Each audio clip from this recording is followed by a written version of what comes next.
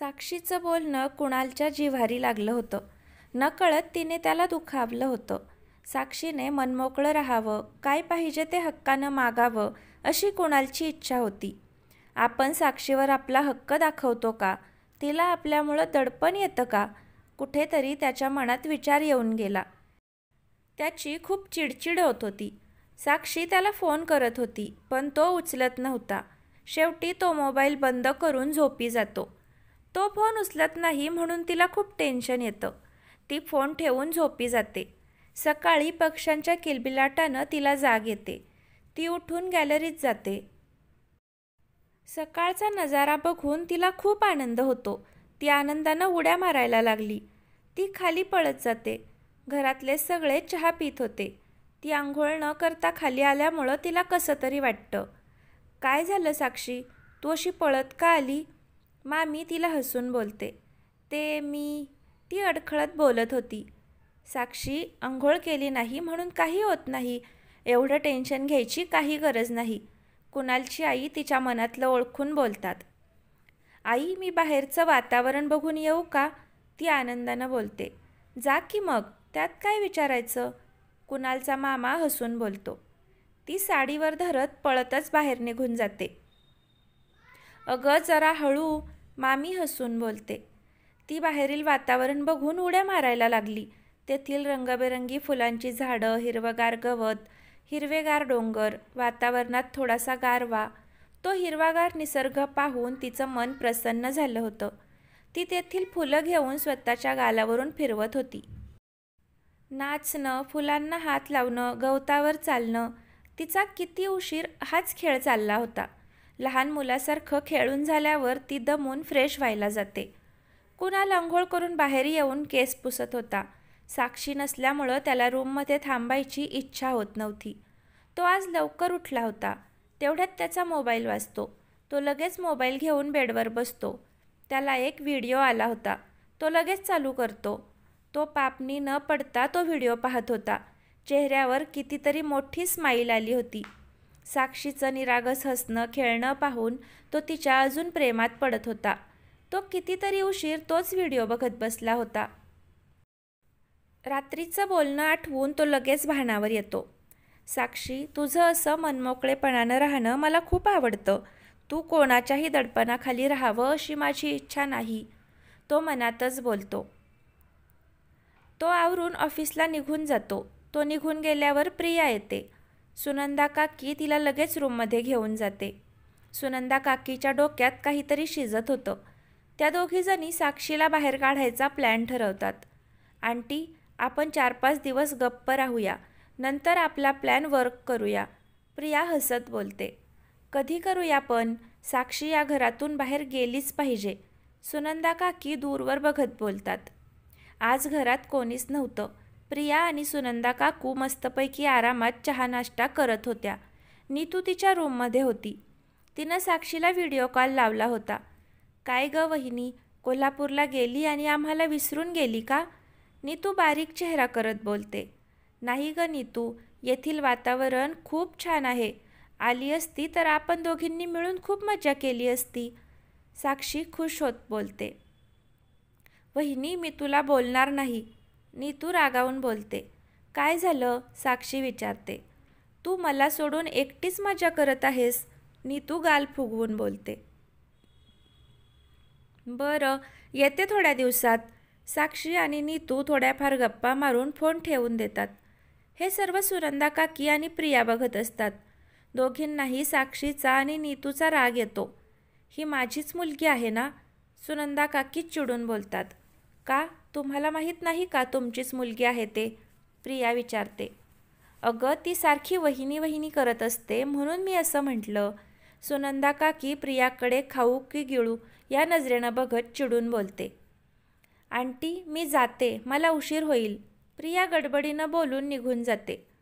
मला सगळे बिनडोकच का मिळतात, सुनंदा काकी बोलते. ही सगळ्यांच्या वरची बिनडोक आहे, हिला कुठे माहीत आहे. साक्षी कुणालला फोन करते, पण तो उचलत नव्हता. ती 4-5 वेळा फोन लावते, तो उचलत नाही. तिला खूप राग येतो. ती शेतात फिरायला जाते.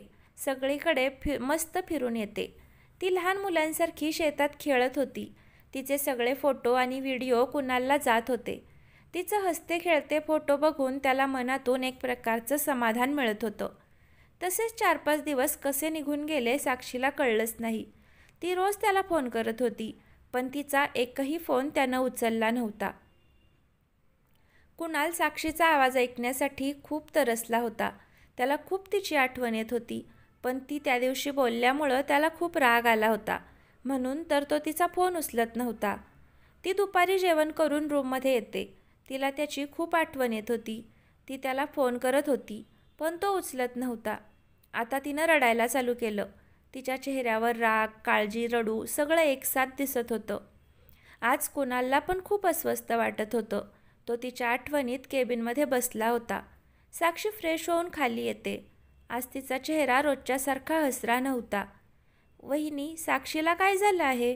तिचा चेहरा बघा ना, किती उतरला आहे. मामी कुणालच्या आईला बोलते. हो, आज काय झालं आहे मॅडमला काय माहीत. कुणालची आई तिच्याकडे बघत हसत बोलते. वहिनी, तिची नजर काढा. दिवसभर लहान मुलासारखं फिरत असते. मामी हसत बोलते. हो, काढते. जा तू तिला चहा देऊन ये. कुणालची आई तिला बोलते. ती रात्री जेवून रूममध्ये येते. आता 12 नंतर तिचा बर्थडे होता. साक्षीला खूप रडू येत होतं. तिचा वाढदिवस कोणाच्याच लक्षात नव्हता. आज साक्षी खूप रडत होती. तिचा वाढदिवस कोणाच्याच लक्षात नव्हता. ती रडतच झोपी जाते. तिच्या रूममध्ये काहीतरी हालचाल होत होती. त्याच्या आवाजानं ती जागी होते. ती सगळीकडे बघते. तिला कोणीच दिसत नाही. ती तशीच झोपून जाते. ती झोपल्यावर लाईट जाते. तिला खूप भीती वाटते. बाहेर कशाचा तरी आवाज येत होता. लाईट जायला आणि बाहेरून आवाज येत होता. त्यामुळं साक्षीला खूप भीती वाटत होती. ती रडत रडत बाहेर येते. अंधारात तिला काहीच दिसत नव्हतं. ती चाचपडत येत होती. तेवढ्यात लाईट येते. सगळीकडे झगमग होती. ती सगळा नजारा बघून भारावून जाते. सगळा वाडा फुलांनी सजवलेला होता. तिला फुलंच जास्त आवडत होती. तिथं कोणीच तिला दिसत नाही. ती तशीच बाहेर येते. ती बाहेर आल्यावर एक एक फुगे वर जात होते. फुगे आकाशात जाऊन फुटतात. आकाशात एक नाव तयार होतं. आय लव्ह यू साक्षी. त्याच्यानंतर लगेच हॅपी बर्थडे साक्षी. ते सर्व बघून ती आश्चर्यचकित होते. तिला खूप आनंद झाला होता. आनंदानं ती उड्या मारायला लागली. तिला आजूबाजूला कोणीच दिसत नाही. ती लगेच भानावर येते. ती पळत आत जाते तर कमी आवाजात गाणं चालू होतं. भिंतीवर सगळीकडे तिचे वेगवेगळे फोटो दिसत होते. भिंतीवरचे फोटो सारखे बदलत होते. तिला काहीच समजत नाही. घरात कोणी दिसत नव्हतं. तिला खूप भीती वाटते. तेवढ्यात तिच्या अंगावर फुलांच्या पाकळ्या पडतात. मागून तिच्या डोळ्यावर कोणीतरी हात ठेवतात. ती लगेच हात लावते. नीतू. ती लगेच जोरात ओरडते. हात काढते. नीतू लगेच तिला हॅपी बर्थडे वहिनी म्हणते. ती साक्षीला मिठी मारत बोलते. साक्षी रडत तिला मिठी मारते. वहिनी, आज तरी रडू नको ना. नीतू तिच्या डोळे पुसत बोलते. हॅपी बर्थडे साक्षी. एक आवाज घुमतो. ती आवाजाच्या दिशेनं बघते. बाबा म्हणत ती पळत जाऊन त्यांना मिठी मारते. ती रडायला लागली. साक्षी, किती रडतेस बाळा. तिचे बाबा तिच्या डोक्यावरून हात फिरवत बोलतात. हॅपी बर्थडे साक्षी. कुणालची आई आरतीचं ताट घेऊन येतात. नीतू लगेच केक आणते. सगळ्यांनी तिला विश केलेलं होतं, पण कुणाल तिला कुठेच दिसला नव्हता. तिची नजर सगळीकडे भिरभरत होती. तो कुठेच दिसत नाही. वहिनी, केक कट कर ना. आता कोणाची वाट बघतेस? मला केक खायचा आहे. बघ ना, किती छान केक आहे. चल लवकर कट कर केक. नीतू हसत बोलते. ती केक कट करते. सगळेजण तिला केक खाऊ घालतात. ती वर स्वतःला खुश दाखवत होती. मनातून ती खूप दुःखी होती. कुणाल आला नव्हता ना. त्यानं फोनवरून पण तिला विश केलं नव्हतं. तिला त्याचा खूप राग आला होता. सगळेजण केक खाऊन थोडा उशीर गप्पा मारतात. बाबा, नीतू, तुम्ही कधी आला इथे? साक्षी विचारते. साक्षी, मी आणि नीतू अर्ध्या तासापूर्वीच आलो आहोत. आल्यानंतर ही सगळी तयारी केली. तिचे बाबा हसत बोलले. ते नाही आले? साक्षी बारीक चेहरा करत बोलते. वहिनी, तुला दादाची खूप आठवण येते, पण दादाला ये म्हटलं तर तो सध्या खूप बिझी असतो. आता कामाचा लोड असल्यामुळं घरी पण येत नाही, नीतू बोलते. तिला खूप दुःख होतं. चला आता झोपा, कुणालची आई बोलते. सगळेजण रूममध्ये जातात. साक्षी पळत रूममध्ये जाते. बेडवर झोपून खूप मोठ्यानं रडू लागते. अहो, तुम्ही का आला नाही? मला वाटलं सगळ्यात आधी तुम्ही मला विश कराल, पण नाही. ती रडत मोठ्यानं बोलत होती. ती त्याच्यावर खूपच रागावलेली होती. ती रडतच झोपी जाते. त्याच वेळी कुणाल केबिनमध्ये विचार करत बसला होता. कुणाल, चल घरी, किती उशीर झाला आहे रे. प्रदीप त्याला उठवत बोलतो. तो काहीच बोलत नाही. प्रदीप थोडा उशीर तसाच त्याच्यासोबत बसतो. कुणाल, आज साक्षीचा वाढदिवस आहे ना? हो, कुणाल हळू आवाजात बोलतो. मग तू आत्ता साक्षीजवळ पाहिजे होता ना? तो चिडून बोलतो. प्रदीप, मी सगळी तयारी एकदम छान करायला सांगितली होती. नीतू आणि साक्षीच्या बाबांना पण तिकडे पाठवलं आहे तिचा वाढदिवस साजरा करायला. तो खूप शांतपणे बोलतो. कुणाल, सगळेजण जरी असले तरी तू तिथे नाहीस ना, याला काहीच अर्थ नाही. प्रदीप त्याच्या डोळ्यात डोळे घालत बोलतो. प्रदीप, मला जास्त रागाला आणू नको, कुणाल चिडत बोलतो. कुणाल, सारखं चिडण्याला काहीच अर्थ नाही. आणि तुला नेमकं काय झालंय? प्रदीप शांतपणे विचारतो. कुणाल काहीच बोलत नाही. कुणाल, मनात काय असेल ते सांगून टाक. मनात ठेवल्यावर जास्ती दुःख होतं. तो त्याच्याजवळ येऊन बोलतो. अरे, तिकडे साक्षी रडत असेल. तू आला नाही याचं तिला किती वाईट वाटलं असेल सांग बरं. प्रदीप त्याच्या पाठीवर हात ठेवत बोलतो. तुला तुझी साक्षी रडलेली आवडत नाही ना, आणि तिच्या रडण्याचं कारणही तूच बनतोस. प्रदीप त्याला पाणी देत बोलतो. तो पाणी पिऊन ग्लास खाली ठेवतो. आता काय बोलणार आहेस की नाही? प्रदीप हसत बोलतो. प्रदीप, मला वाटतं ती माझ्या दडपणाखाली आहे. कुणालनं बोलायला सुरुवात केली. हे तू कशावरून ठरवलं? प्रदीप बोलतो. अरे, प्रत्येक वेळेला तुम्ही तुमचीच मनमानी करता, साक्षी मला म्हणाली. प्रदीप, साक्षीनं मनमोकळेपणानं जगावं असं मला वाटतं. कुणाल सिरियसपणे बोलतो. म्हणून तू तिच्याशी बोलणं सोडून दिलं? प्रदीप पाणी पीत बोलतो. मग काय करू मी? उगीच तिला माझ्यामुळं त्रास नको, कुणाल तोंड फुरवून बोलतो. कुणाल, आधी तिला नीट समजून घे, ती लहान आहे अजून, प्रदीप बोलतो. लहानच आहे, बघ तुझी बहीण कशी लहान मुलांसारखी खेळत असते. कुणाल तिचे व्हिडिओ प्रदीपला दाखवत बोलतो. प्रदीप सगळे व्हिडिओ बघतो.